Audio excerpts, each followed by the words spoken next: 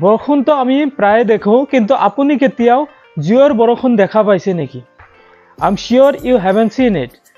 কিন্তু আজি আমি আপোনাক দেখুৱাম the real rain of fire.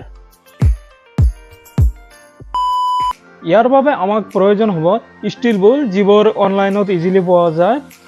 এইবোৰক যদি ৰছী বা তাৰেৰে এটা মূৰত বান্ধি লৈ তাৰপিছত জুই লগাই ঘূৰোৱা হয়, তেনেহ'লে এক সুন্দৰ ফায়াৰ ইফেক্ট দেখিবলৈ পোৱা যায়।